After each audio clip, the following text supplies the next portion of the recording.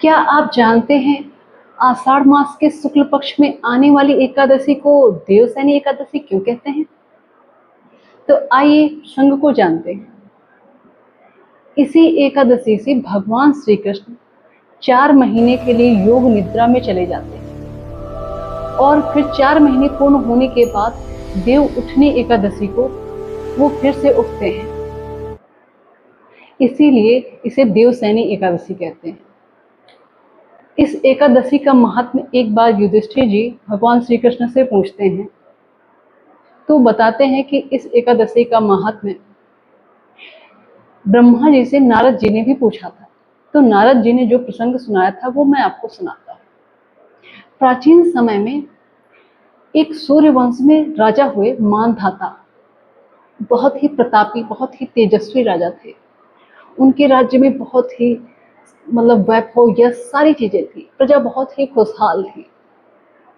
पर एक बार विधि का विधान ऐसा हुआ कि उनके राज्य में 3 वर्ष से बारिश नहीं हुई, जिससे सूखा पड़ गया, अकाल की स्थिति उत्पन्न हो गई। प्रजा बहुत परेशान हो गई।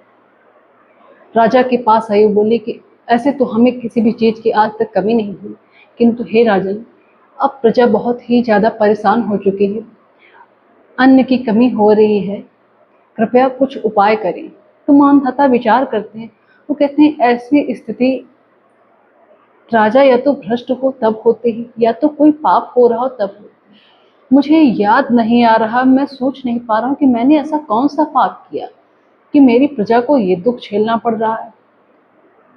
वो अपने सारे यश वैभव को छोड़ के वन की ओर जाते हैं।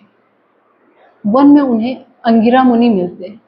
वहां पे वो उनसे पूछते हैं और अपनी सारी बात बताते हैं कि हे मुनिवर, मेरे राज्य में 3 वर्ष से बारिश नहीं हुई, अकाल पड़ गया, प्रजा बहुत परेशान है, इसका कारण क्या है, कोई उपाय है क्या? तो बताते हैं, मुनि बताते हैं उनको कि आपके राज्य में कोई एक अयोग्य और अज्ञानी व्यक्ति तपस्या कर रहा है और वो गलत तरीके से तपस्या कर रहा है, जिस वजह से आपकी प्रजा को ये दुख झेलना पड़ रहा है। इसका एक ही उपाय है, इस आषाढ़ मास के शुक्ल पक्ष में जो एकादशी आएगी उसमें आप सह परिवार और आपकी पूरी प्रजा उस एकादशी व्रत का पालन करेंगे। इससे आपके राज्य में पुनः खुशहाली और वैभव आ जाएगा। वो वहां से आते हैं और जब एकादशी आती है तो वो अपने पूरे परिवार के साथ में इस देवसैनी एकादशी का व्रत करते हैं और